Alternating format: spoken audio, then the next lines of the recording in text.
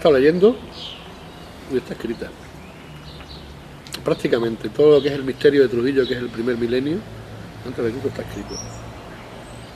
Igual que la historia de Ibiza. Son historias escritas. Se ven perfectamente. En todo el material que tenemos y toda la información que hemos recibido de piedras encontradas, las estelas de la Edad del Bronce, sobre todo los 7 signos, que eso es algo bestial. Pues ya sabemos todas las secuencias de la ciudad. ¿Qué me podías decir de los 7 signos? Hombre, según dice nuestro amigo José Luis, el mago, y creo que tiene razón, pues son silábicos fenicios. Y lo que pasa es que son unos silábicos muy antiguos, según él son del siglo X, del siglo XI a.C. Lo cual eso nos dice que cuando llegaron a fundar Cádiz, los fenicios, que venían también con judíos, porque en esos tiempos era la época en que reinaba Salomón en Jerusalén, y en Tiro, que era la capital de Fenicia, reinaba Irán de Tiro, y eran muy amigos, y estos fueron los que comienzan toda la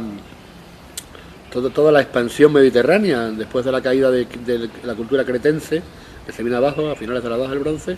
Entonces comienza la cultura fenicia, y la cultura fenicia, la cultura semítica, eran fenicios y eran judíos, y estos pues recorren con sus barcos todo el Mediterráneo hasta el final del Mediterráneo y llegan a Tartesos, al sitio donde estaban las minas más importantes del mundo, minas de cobre, minas de oro, minas de plata, estaño, había todo para hacer el bronce, que era un elemento fundamental. Y ahí llegan los fenicios. Entonces ellos, con sus barcos, alquilan un trozo de islita que era la isla de León, la isla de Cádiz, y ahí hacen la primera factoría. Y todos estos fenicios, pues, luego salen caravanas hacia el interior para vender sus productos y van haciendo factorías. Y llegan a Trujillo. Y se encuentran en una ciudad, ya aquí había gente, no una ciudad. Era unos poblados que había en la parte alta de Trujillo, en el cerro. Allí estaba la alberca, y llegan los fenicios y seguramente le alquilaron a los indígenas, les alquilaron un sitio e hicieron una torre. Y entonces, como era la costumbre de los fenicios, mataron un zorro y enterraron la cabeza del zorro debajo de los cimientos, porque eso era el animal totémico con el cual hacían los fenicios sus oráculos, su futuro iba en función de ese animal totémico. Entonces el zorro, como es astuto, es símbolo de comercio. Ellos, bajo las auspicias del zorro, hacen la factoría de la torre, que era Tur, que no sé cómo se diría en fenicio, pero era Tur, la torre, la Tur. Y entonces, pues nada, se desarrolla pues una nueva cultura, y vienen a comprar y a vender y tal, y levantan la torre y el templo a Hércules. Pues sabemos con lo de Hércules me edificó, Julio César me rehizo, sobre cabeza de zorro en este monte de Virgillo. Eso es muy importante, hay que tenerlo en cuenta, porque la tradición oral es la que marca las pautas de la historia, sobre todo son los arquetipos. Y posteriormente hay una decadencia del mundo púnico, del mundo fenicio, y es cuando vienen los pueblos celtas, los pueblos del norte, y llegan galos, llegan de todas partes, ¿no? Y se ve que a Trujillo llegó un grupo de celtas galos, y entonces pues, va a ser de ellos la torre.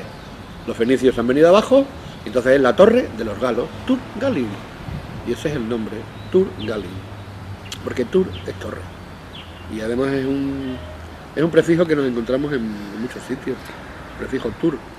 ¿Dónde aparece eso sobre cabeza de zorro? Eso es un dicho que hemos cantado y recitado los trujillanos desde...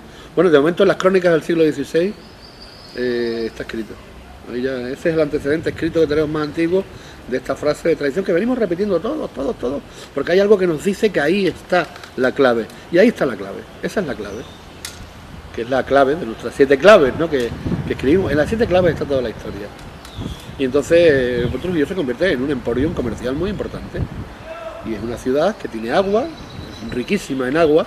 Todo lo contrario a lo que decía don Clodoaldo Naranjo cuando escribió que la palabra Turgalium quería decir ciudad sin agua. Falso. Trujillo tiene mucha agua, y ahí lo vemos en todos los acuíferos que hay en la parte baja, ¿no? Que además uno de los grandes errores de Trujillo ha sido construir sobre las huertas, sobre los acuíferos. Se han cargado las tierras de labor, donde yo recuerdo haber encontrado tégulas romanas a la puerta de la Husa, allí en el campo de San Juan. O sea, que todavía yo de pequeño, no tan pequeño, de jovencito, yo he conocido material romano, tejas romanas, de época romana, tiradas por el suelo, allí alrededor de Ajusa. Por lo que hay que decir, pues que sí, que la población romana, después de los fenicios, vienen los celtas, después los celtíberos, y después ya llegan los romanos, ¿no? Y los romanos, pues obviamente Trujillo la convierten en una ciudad importante, que es lo que era, y ya con Augusto ya es el remate, ¿no? Trujillo pasa a ser una prefectura de la nueva ciudad de Mérida. Entonces el municipio meritense se va a dividir en tres partes, que es la turgalense, la emeritensis y la mullicensis, que esa es la que estamos, yo creo que Muyucén viene el río Aljucén, de ahí viene, posiblemente, yo siempre he sospechado, no tengo datos, no tengo pruebas, pero que la mullicensis era montanche, es muy posible. Montancinus, que quiere decir el monte viejo, el monte antiguo. El Tancinus ese que nos encontramos en la epigrafía romana, le pone Tancinus fili no sé cuánto, o no sé cuánto, hijo de Tancinus, hijo del viejo, ¿no? Tancinus, ancestral, de ahí viene ancestro, Tancinus. Y claro, al convertirse Trujillo ya con el Imperio Romano, la dominación de Roma en España, pues Trujillo, al ser una prefectura de la capital de toda la provincia de Lusitania, pues adquiere importancia Trujillo y va a tener mucha importancia.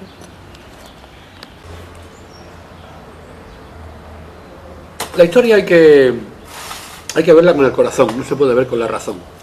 La razón nos ayuda a interpretar el corazón, pero es el corazón la clave de la razón. Entonces, yo la historia la veo a partir de la arqueología. Yo toda mi vida he estado buscando piedras, he comparado, el análisis comparativo, que es lo que nos hace interpretar la historia, ¿no? Y teniendo en cuenta que Trujillo es la ciudad o el territorio que tiene mayor cantidad de estelas romanas de toda Extremadura, tenemos 100 y pico de estelas romanas reconocidas en Trujillo, dos inscripciones, dos estelas de la Edad del Bronce, una inscripción ibero-tartésica, la de Almoroquí, que Almoroquí es de Madroñera, pero está ahí al lado del castro de Almoroquí, entre Torrecillas y Madroñera, es término de Madroñera, creo. Pues ahí nos encontramos que ya hay una historia muy antigua, ¿verdad? Que ya en Trujillo escribíamos la escritura ibérica, la escritura ibero-tartésica, ya se conoce en Trujillo, pues como vemos, en la mitad del milenio antes de Cristo, que ya, porque la inscripción de Almoroquí es una inscripción tartésica ya. Esa ya no es tan antigua como la inscripción de los 7 signos de arriba, que esa es fenicia, porque al fin y al cabo es posible que las inscripciones tartésicas, ibero-tartésicas y del suroeste, que son los tres grupos que hay, pues sean una evolución del alfabeto fenicio. Lo mismo que el alfabeto fenicio va a ser la iniciación del alfabeto griego. Y entonces en España, pues vemos cómo ya sabíamos escribir. Éramos unas tribus muy cultas, ¿no? No éramos un sitio cualquiera. De hecho, el mismo Platón nos dedica una gran página cuando habla de la Atlántida, ¿no? Porque por las cosas que nos cuenta Platón vemos que la Atlántida pues estaba, como ahora han descubierto, sí, yo lo llevo diciendo hace un montón de años esto, y ahora parece ser que se ha descubierto que la ciudad esa que de la que habla Platón, que tenía 3 puertos, 3 recintos amurallados, etcétera, etcétera, pues está en el Coto de Doñana, donde va a estar, pues muy cerca de la desembocadura del río Guadalquivir, que es donde estaba, pues eso, el río Guadalquivir desemboca en el puerto de Palos, ¿no? No, en el puerto de Palos, no, ¿cómo se llama el pueblo este? No me acuerdo. Sanlúcar de Barrameda. O sea, en Sanlúcar de Barrameda, está yendo el río abajo a la izquierda, ¿no? Bueno, sí, a la izquierda, justo a la izquierda también está Cádiz, pero un poco más allá. Y a la derecha está el Coto de Doñana, a la otra parte, ¿no? Entonces es muy posible que Tartesos estuviera a la derecha, a la otra parte, un poco más adelante. Y claro, Tartesos compite con Cádiz, que es el gran emporium fenicio. Pero los tartesos también tienen su comercio, y los tartesos tienen relaciones con los griegos de Marsella, de Masalia, y pasan por las Baleares, y en Ibiza precisamente tienen historia. Por esa razón los fenicios colonizan Ibiza para cortarles el comercio a los tartésicos con Masalia, que se llamaba así Marsella, ¿no? Y ahí es como nace toda esta cultura fenicia, muy paralela a la de Trujillo, porque yo encuentro muchos puntos de comparación entre Trujillo y Ibiza, siempre los he encontrado. Y viene de eso, el imperio tartésico. Y lo mismo que Trujillo quiere decir la torre, ¿no?, de los galos, ¿sabes? Pues Ibiza es la isla del río. Ipcha, casa. Pues ahí es donde está toda la clave. La etimología de las palabras nos puede dar mucha luz y por eso digo que hay que funcionar con el corazón más que con la razón, pero razonar lo que el corazón te dice te hace llegar a la verdad, ¿no? Y eso es España. España es un país de mucha agua, hasta tal punto que los romanos traducen el Iberia, Iber-Erria, los pueblos del río, el río Iberus, hoy en vasco, Ibail es río, Ibail quiere decir el río, el ail ese es el artículo, Ibail el río. Pues lo mismo ocurre cuando se traduce en latín, le llaman Hispania, Annia, el líquido amniótico, que es el agua mágica de la madre donde está el niño. Por eso ahí vemos la analogía, lo cual demuestra las palabras de Diodoro cuando dice que Hispania e Iberia eran sinónimas, dos palabras sinónimas. Iberia está en nuestra lengua original antigua, en el ibero, e Hispania es una palabra latina, pero que refleja perfectamente la razón real. ¿Qué me dirías del Trujillo romano? ¿Cómo era? El Trujillo romano fue un hóspidum. Yo pienso que alrededor de la torre o templo, allí es donde no sabemos todavía muy bien, porque no se han hecho excavaciones, ¿no? Hubiera sido muy interesante excavar debajo de la Torre Julia, o sea, y qué fácil eso se puede hacer, entrar, ahí se podría hacer algo, ¿no? Pero esa es una hipótesis, que la Torre Julia sea la torre fenicia, pero también puede ser el castillo, ¿no? El castillo dice, en este monte Virgilio, en este monte de las estrellas, porque en latín Virgilio quiere decir las Pléyades, son las 7 cabritas, ¿no? La constelación esa. O sea, las estrellas, a veces dice, hay que estar en estado de vigilia, despierto, vigilante, mirando al cielo. Y de ahí viene que tal vez en este monte Virgilio. O sea, no es el cabeza de zorro el nombre del monte, no. Sobre cabeza de zorro, porque el zorro está enterrado debajo de la torre, en este monte de las estrellas. O sea, podemos decir que Trujillo es el cerro de las estrellas, es el cerro de las Pléyades, ¿no? La traducción directa, desde luego, son las Pléyades, pero en sentido figurado quiere decir eso, la vigilancia, la vigilia. Y qué bonito es como los dichos de la tradición oral nos van haciendo interpretar todo. En este caso los romanos en Trujillo, pues los romanos no vivían dentro de la ciudad amurallada. Habría un hóspidum, un amurallamiento. Ellos vivían fuera, hemos encontrado Tégula enfrente de Ajusa, que ahora no sé cómo se llama, allá abajo en el rodeo, y en muchos más sitios, ¿no? Pero desde luego las casas no estaban encima de los acuíferos. O sea, en la calle Sola hay mucha agua y ahí se edificó, cuando edificaron salió agua debajo enorme. La piscina Maja famosa, que ya no existe, que estaba ahí abajo para el rodeo, ¿no? Cerca del parque, pues igual, había mucha agua, es que hay mucha agua en Trujillo. Y entonces, pues alrededor había, pues eso, vivían las familias, no es que fueran romanos, eran trujillanos, eran iberos, eran turgalienses, pero ya con la cultura romana, y tenéis sus casitas, y arriba en el cerro pues estaban las legiones, porque Trujillo, como era una de las 3 prefecturas de Mérida, pues era la que tenía el ejército. Estaba arriba en el hóspidum, había una guarnición militar que era la que se encargaba de controlar a todos los viajeros que pasaban por los caminos que se cruzan en Trujillo, porque Trujillo es una encrucijada de caminos. Es una encrucijada hoy de cañadas reales y de carreteras, pero entonces era de calzadas, ¿no? Yo he visto en las cañadas romanas restos de la calzada romana, ¿no? Que después se convierte en cañada, ¿no? Cañada, que viene de ganada, cañada, ganada, ganado, donde iban los ganados, ¿no? Pero también, por ejemplo, en Cañamero, Cannamerum. ¿Qué quiere decir Cañamero? Canna es camino, merum es vino, el camino del vino, efectivamente, Cañamero es vino. Vemos cómo el corazón nos da la razón de la razón, ¿no? Y así es como vamos interpretando todo. El Trujillo romano es indiscutible. Llegó a haber gente que decía coño, gente, don Clodoaldo, que desde luego estaba equivocadísimo. Don Clodoaldo decía que en Trujillo había muy pocos romanos. Pues tú fíjate, me ha tocado a mí 20 siglos después encontrar, pues yo calculo que habré descubierto 15 o 20 estelas romanas en Trujillo, son mías. No, son de la cultura, ¿no? Pero las he encontrado yo, ¿no? Y ya no hablemos de la Villeta, que como conoce la Villeta, que al fin y al cabo era el territorio de Trujillo también. Allí aparecieron 8 o 10 aras romanas dedicadas al dios Aeco, Baraeco, que están allí, que era nuestro sueño. Yo había soñado tantas veces encontrar un campo de aras y lo encuentro precisamente en la Villeta. Y ahí están esas murallas. Y cómo, fíjate, Es que, como siempre en la arqueología, en la historia, la comparación es la clave. Comparas esto con aquello que ya sabes y entonces esto es parecido y se asemeja y tal. Y una de las cosas de la Villeta, porque la Villeta es Trujillo, aunque esté en línea recta a 25 o 30 kilómetros, por carretera está a 36, lo tengo calculado, con los caminos incluidos. Pues ahí nos encontramos franjas de la muralla en espiga, en opus spicatum, no todas, ¿no? Ahí está la romana, sabemos que ya por todos los romanos existía aquello. El opus spicatum también lo encuentro en Ibiza, y lo encuentro en Cataluña, ¿sabes? Y entonces ahora, la amiga, ¿cómo se llamaba la amiga aquella nuestra francesa que investigó la Villeta? Es un trabajo muy Sophie. bueno. Sophie. Pues ella se permitió el lujo de coger materia orgánica que había entre las hiladas en Spicatum, analizar el carbono 14 y le dio siglo XI. Con lo cual, gracias a este análisis que hizo ella, sabemos la antigüedad del opus spicatum de Trujillo. Qué casualidad. Siglo XI, siglo X son los opus spicatum de las iglesias románicas de Cataluña, del Alto Ampurdá, por ahí. O sea, y en Ibiza nos encontramos el opus spicatum exactamente igual. Ibiza se divide en dos tipos de construcción, las que están en opus spicatum, en espiga, y las que están en mampostería, ¿no?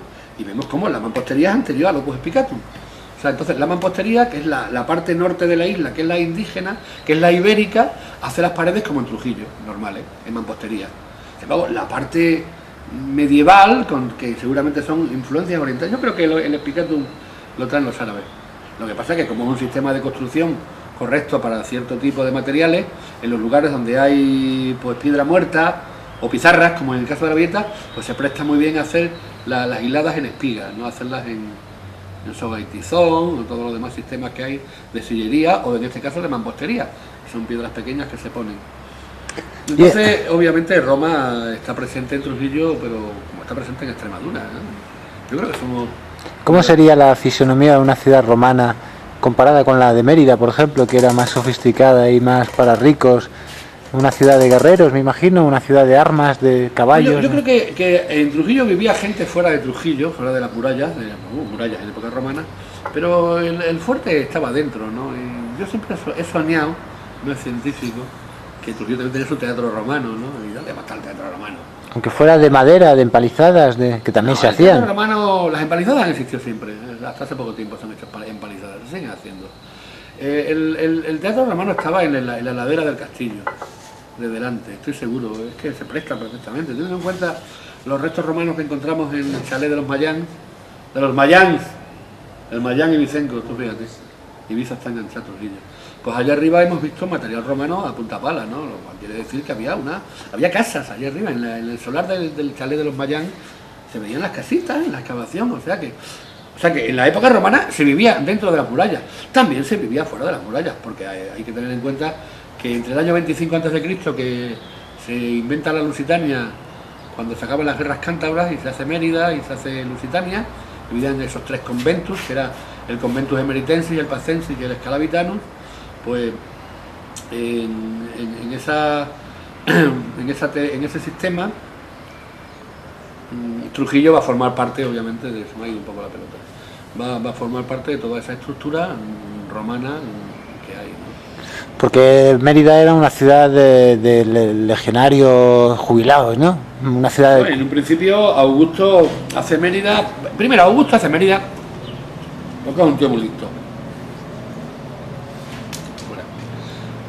Hace Mérida porque es un tío muy listo.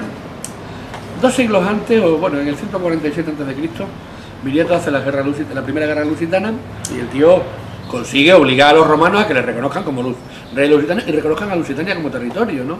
Luego entonces, ahí había latente un territorio que es Lusitania, que había que organizar y estructurar. Y cuando Augusto pacifica Hispania, entonces él tiene en cuenta toda la historia y convierte una Hispania de 2 provincias, que eran la ulterior al sur y la citerior al norte, Tarragona y Córdoba, pues hace una tercera provincia que es la provincia de Lusitania.